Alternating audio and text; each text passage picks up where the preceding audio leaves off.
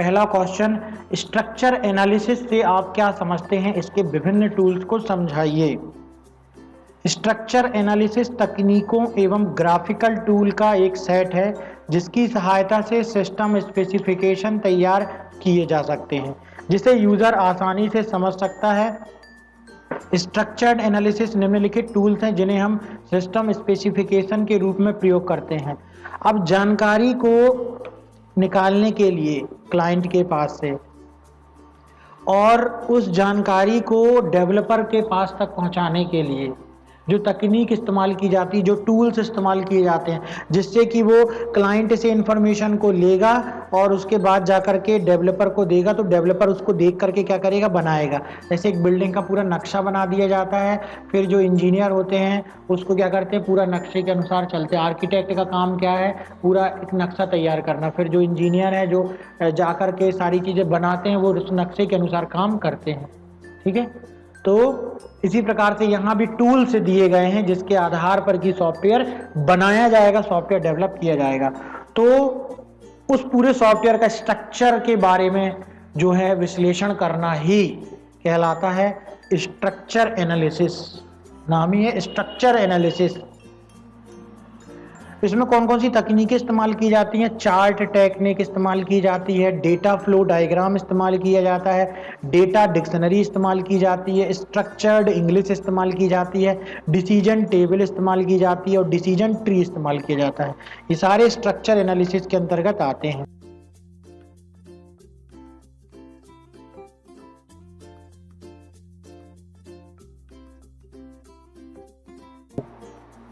तो पहला है चार्ट टेक्निक।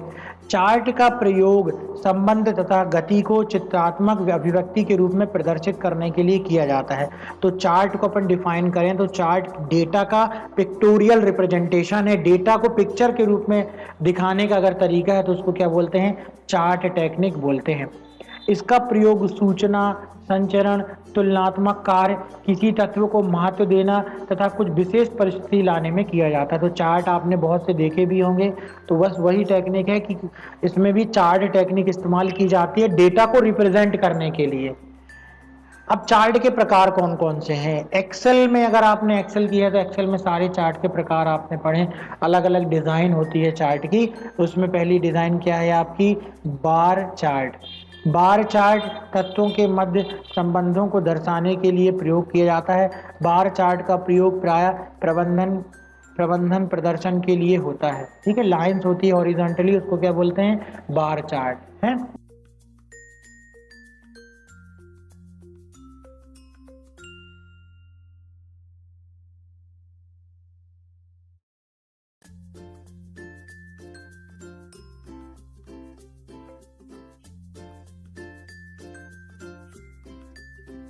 दूसरा है लाइन चार्ट। इस चार्ट का प्रयोग सबसे साधारण रूप तथा प्रकार लाइन चार्ट है। लाइन चार्ट को हम ग्राफ भी कहते हैं क्योंकि आलेखित बिंदुओं को जोड़कर बनाया जाता है। लाइन चार्ट किसी अन्य चार्ट की अपेक्षा गति को बेहतर ढंग से दर्शा सकता है। तो लाइन चार्ट किस प्रकार से होता है कि लाइन जैसे होती है ना, जैसे आपने क्रिकेट मैच में देखा होगा कि इसका रन इतना जा रहा है, इसका रन रेट इतना है, उसको बोलते हैं लाइन चार्ट।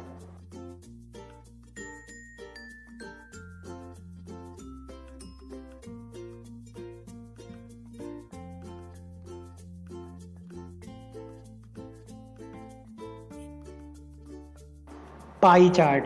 पाई चार्ट का प्रयोग संबंधों को प्रतिशत में दिखाने के लिए किया जाता है। ये आपने देखा होगा जब रिजल्ट आता है इलेक्शन का तो उसमें बताया जाता है कांग्रेस इसमें है ना, बीजेपी इसमें, तो वो पाई चार्ट के द्वारा दिखाया जाता है।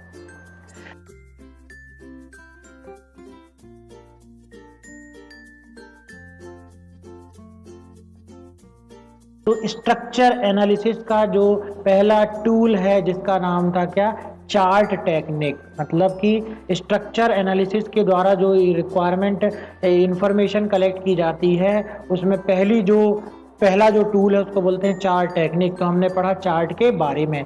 दूसरा है data flow diagram. Data flow diagram, data flow diagram system के लॉजिकल मॉडल को प्रोवाइड करते हैं तथा डेटा तथा लॉजिकल फ्लो को दर्शाते हैं। तो सॉफ्टवेयर का डेटा किस तरीके से फ्लो होगा, कहाँ से डेटा एंट्री होगी, वो डेटा किस टेबल में जाकर के स्टोर होगा, उसको बोलते हैं data flow diagram. Data flow diagram में प्रयोग होने वाले सिंबल कौन कौन से हैं? External entities, data flow, processing, data source, ये सभी किस में इस्तेमाल होती हैं? डेटा फ्लो डायग्राम में इस्तेमाल होती हैं। ये देखिए ये सिंबल है, इसके द्वारा पूरे इंफॉर्मेशन को बताया जाता है। इसमें क्या बोलते हैं? इसको एक्सटर्नल एंटिटी, इसको क्या बोलते हैं? डेटा फ्लो, इसको क्या बोलते हैं? डेटा स्टोर करने के लिए इस्तेमाल किया जाता है, इसको प्रोसेस करने के लिए इस्तेमाल किया जाता है। तो ये अलग अलग सिंबल हैं, ये पूरे जुड़ते हैं तो एक पूरा सॉफ्टवेयर या प्रोग्राम का एक डेटा फ्लो बनता है ना।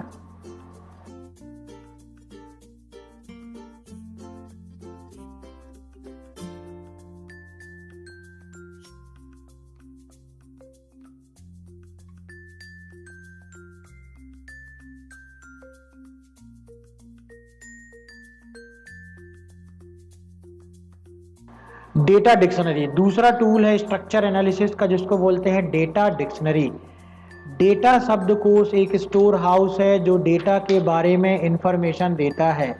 यह एक लिस्ट है जिनके अंदर सभी टर्म्स होती है तथा सिस्टम के सभी डेटा आइटम्स और डेटा फाइल्स के लिए उनकी परिभाषाएं समाहित होती हैं। डेटा शब्द का प्रारूप, डेटा शब्द को निम्नलिखित 5 सेक्शन में ऑर्गेनाइज्ड किया जा सकता है। डेटा डिक्शनरी, डिक्शनरी में क्या होता है? इंग्लिश के वर्ड होते हैं।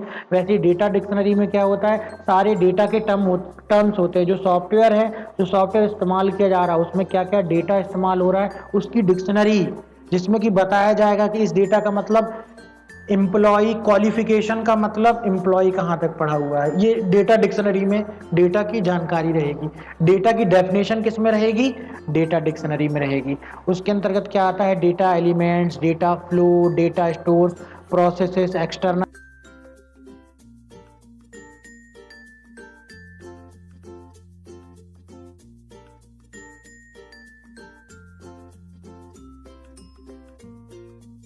अगला है स्ट्रक्चर इंग्लिश या स्ट्रक्चर अंग्रेजी, सूडो कोड भी उसको हम बोलते हैं। स्ट्रक्चर्ड अंग्रेजी का प्रयोग एल्गोरिथम के लिए स्टेप बाय स्टेप विवरण करने की सुविधा को उपलब्ध कराने के लिए किया जा सकता है।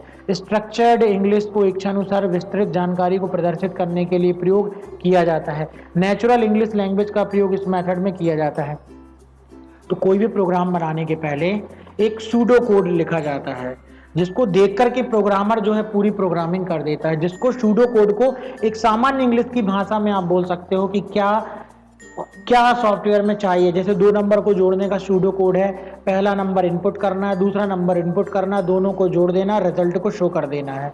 इसलिए लिखा हुआ है input first number, input second number, add number, जोड़ दो दोनों नंबर को, गेट रिजल्ट, रिजल्ट को शो कर दो।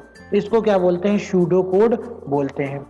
अगला स्ट्रक्चर एनालिसिस का टूल है जिसको बोलते हैं निर्णय तालिका या डिसीजन टूल। निर्णय तालिका लॉजिकल रूल्स को वर्णन करने की एक सारणीबद्ध एवं ग्राफिक विधि या तकनीक है। टेबुलर फॉर्मेट में निर्णय तालिका एक शर्तों का समूह, एक्शनों का समूह तथा विभिन्न निर्णयों का कॉम्बिनेशन की लिस्ट को प्रदर्शित करती है, जो एक्शन के विभिन्न कॉम्बिनेशन को लीड करता है। तो इसमें क्या बताया जाता है निर्णय तालिका में? Is today a week day, first yes, second yes, yes, yes और नो में इसमें आंसर दिया जाता है। तो डिसीजन टेबल भी स्ट्रक्चर एनालिसिस में बनाई जाती है, जिसमें कि चीज़ों को एक डिसीजन को एक टेबल में दिखाया जाता है। ठीक है, डिसीजन को एक टेबल में दिखाया जाता है, इसलिए उसको